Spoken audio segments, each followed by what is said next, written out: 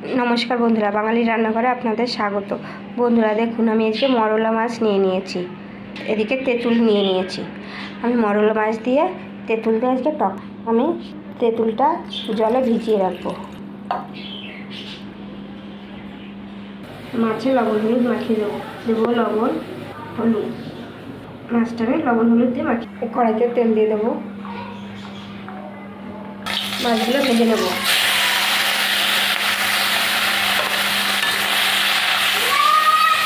ভাজবো না, মাছগুলো হালকা করে ভেজে নেব, বেশি ভাজবো না। তেঁতুলটা আমি চটকে নেব।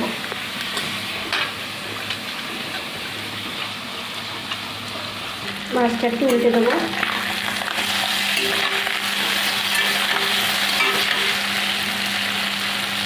উল্টে দিয়ে এটা একটু হয়ে গেছে। এবার তেঁতুলগুলো জলটা দিয়ে দেবো।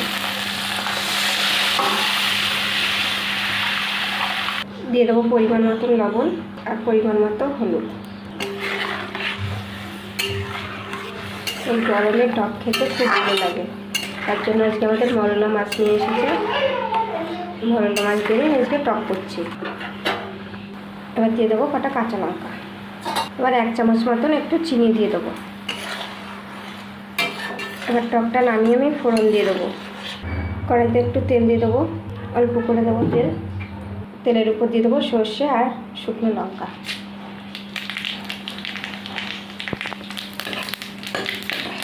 এবার টকটা দিয়ে দেবো। টক দিয়ে বেশি ফোড়ন দিয়ে বেশি জাল দেবো না, নামিয়ে দেবো।